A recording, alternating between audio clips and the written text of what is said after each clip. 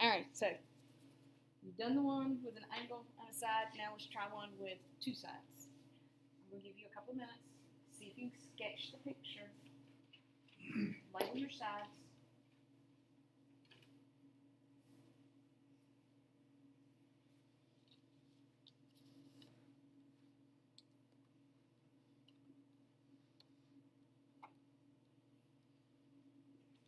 And I know some of y'all just love to have a nice, clean, pretty page. Bianca's page has always been like refrigerator art, but you've got to be able to doodle these pictures.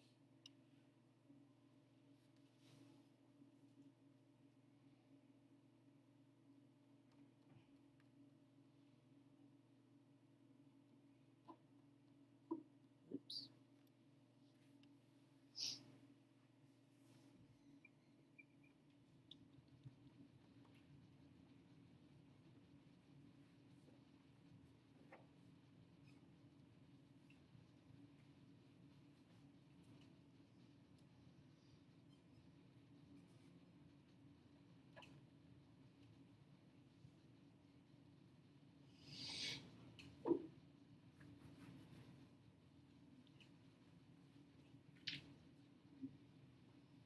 Another minute. Do you know where to start?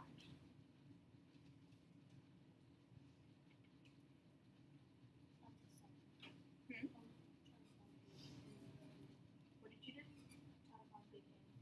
Big A. Alright, if you want to find big A, what are you going to use? Sine. Sine looks great because opposite, you've got your opposite side, you've got your hypotenuse side. So yeah, sine's going to work. So sine of A equals 29.43 and 53.58. Okay, that's not too bad. That's just like our bell ringer problem, typing that in. The only thing you got to remember, you're looking for an angle, so you got to use your second button. So second, sine, and then type in your ratio.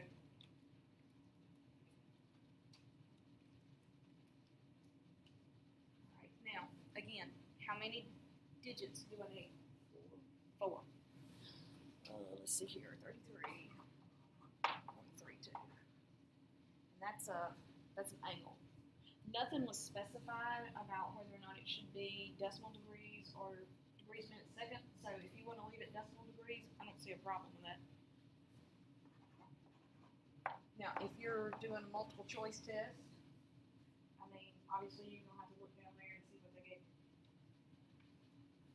Do y'all remember how to change it back to degrees minutes a second? Yeah, you take your decimal part, multiply by 60, and that'll give you your minutes. And then you take the decimal of that and multiply by 60 again, and that gives you your seconds. All right. So we have the B's left. What you want to do? Big B? Is that what you said? How you want to do it?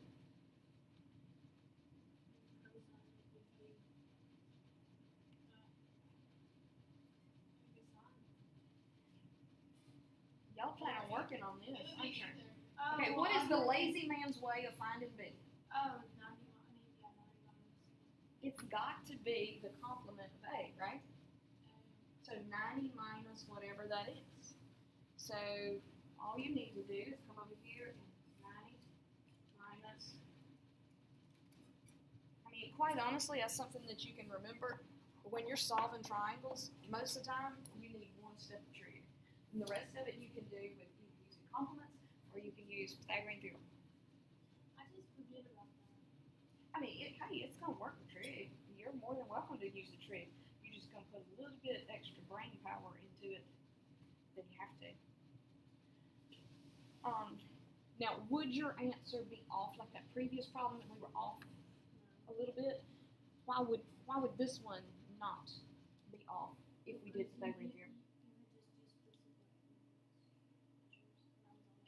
Yeah.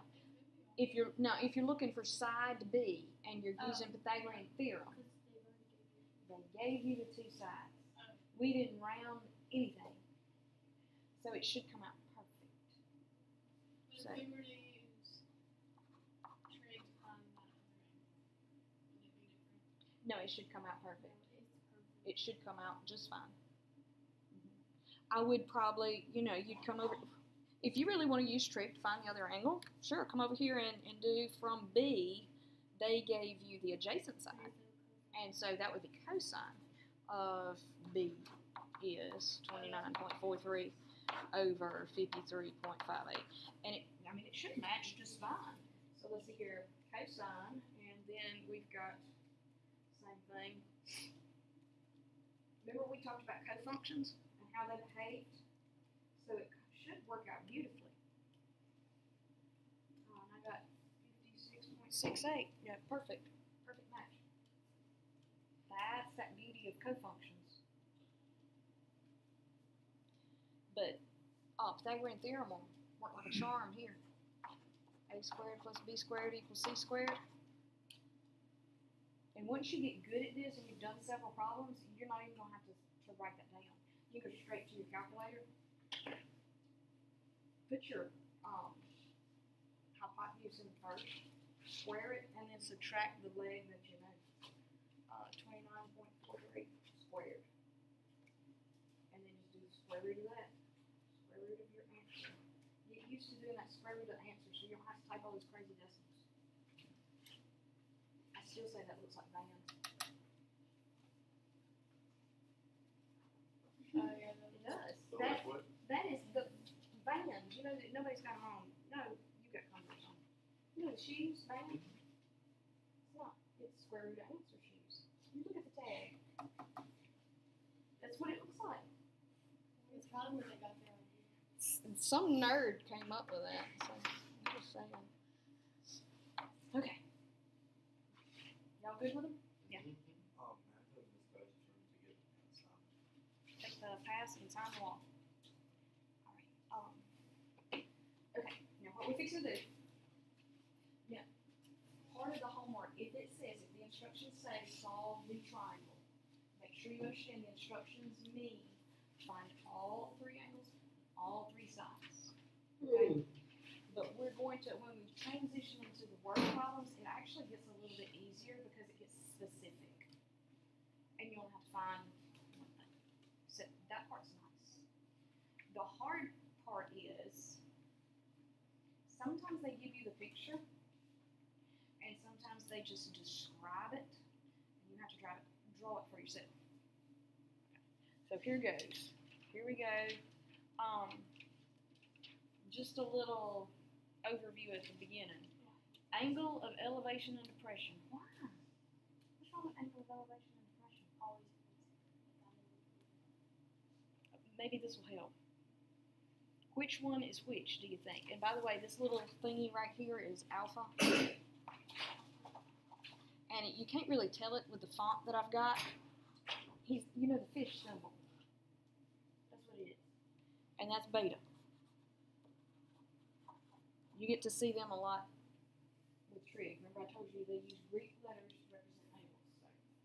So you got alpha up here and beta down there. If this is the ground, and this is somebody's up here on the 3rd floor, and he's looking straight across. So this is his line of sight as he looks straight across. Wouldn't those be parallel? Okay. If those two lines are parallel, what do you know about alpha and beta? They're equal. Why? What kind of angles are they? Alternate. There you go. Alternate interior angles. They're equal. Well, you just solved the riddle. Because, okay, if you got, I don't know, say there's a worm down here on the ground. he's down here. And he's looking up at the 3rd floor. That right there, which one is that? Is that the angle of elevation or angle of depression? That's elevation. Okay. So Zach's in the 3rd floor, and he's looking at the worm.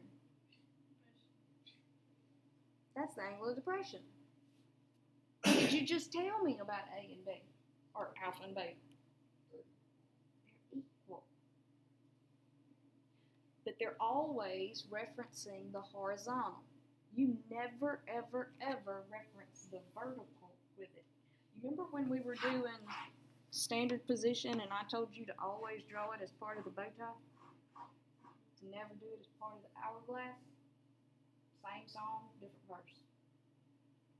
Don't go back to the vertical. Always come back to the horizontal. So no matter what, it's always draw your triangle and it's the part with the horizontal line. So let's see if you know how to, if you can get it figured out. Okay. So, no picture. Gotta draw it. Here's Shelley. She knows that when she stands 123 feet from the base of a flagpole, the angle of elevation to the top of the flagpole is 26 degrees and 40 minutes. If her eyes are 5.3 feet above the ground, find the height of the flagpole.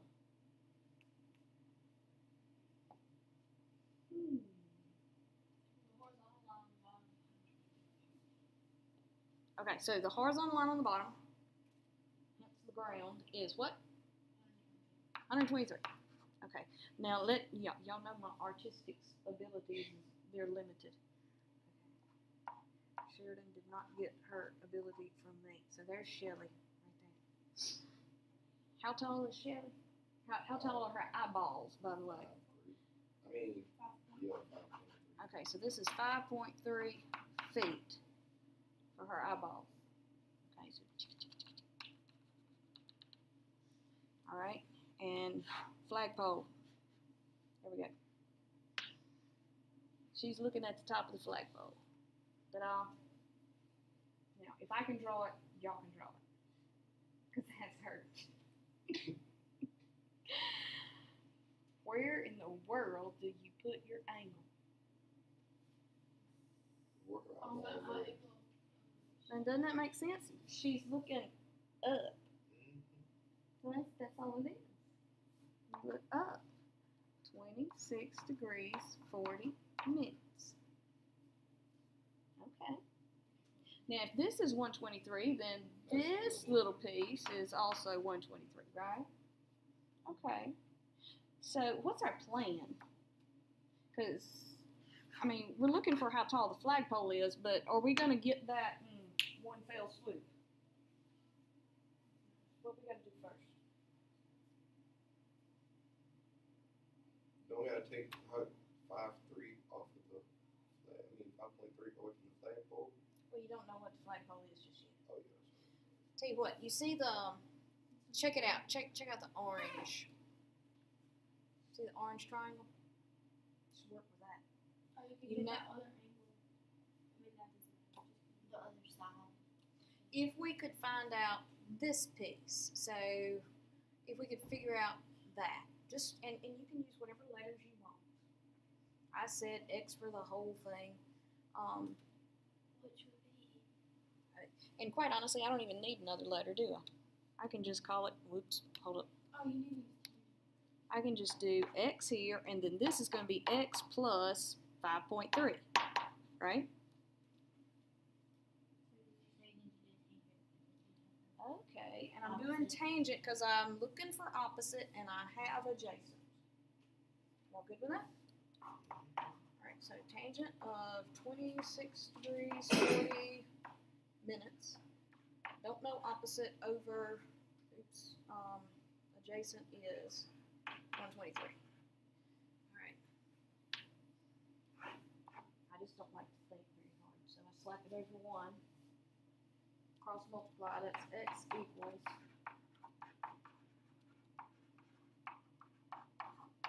That's what I'm typing in. Okay. I'm going to save this and then we'll come back and finish it in the next one. So y'all bump it out and see if you can finish while I'm saving.